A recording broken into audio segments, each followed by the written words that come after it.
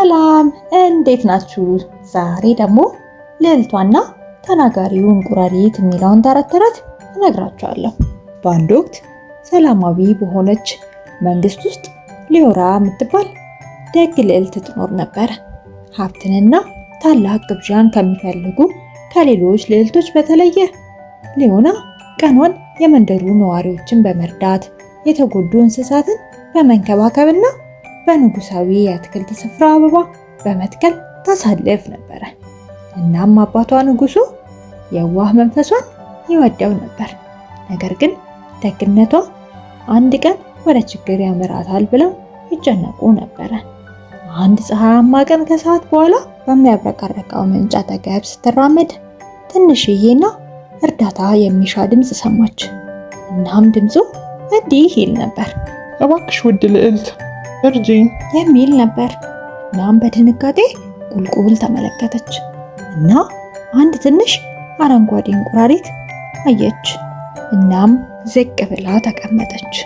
ትልልቅ ወርቃማ አይኖቹ እያዘኑ ወደ ላይ አፍጥጠዋል።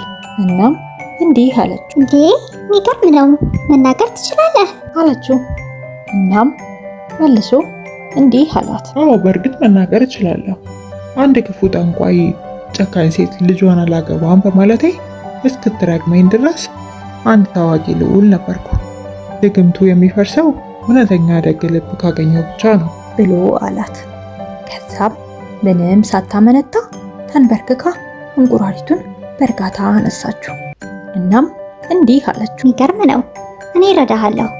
ማንም በእንደዚህ አይነት እርግማን መኖር የለበትም አለችው።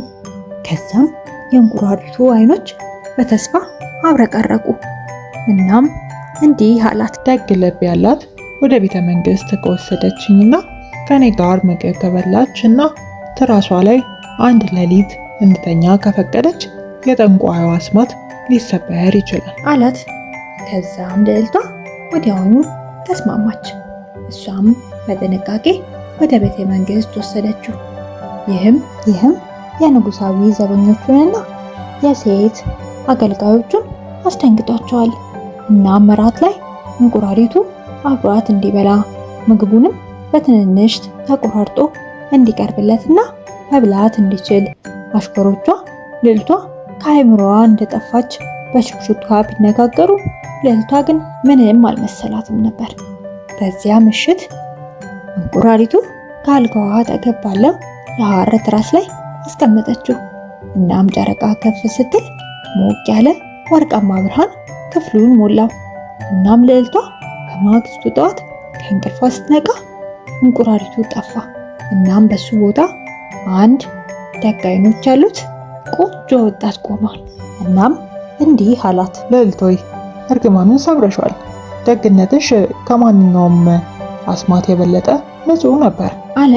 ከዛም በጣም ተደስተው ልዕልቷና ልዑሉ የቅርብ ጓደኛሞች ሆኑ እና ከዛ ጊዜ በኋላ ጓደኝነታቸው ወደ ፍቅር አበበ።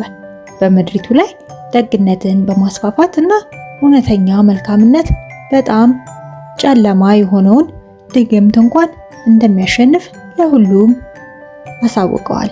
እናም ግዛቱን በአንድነት መግዛት ጀመሩ።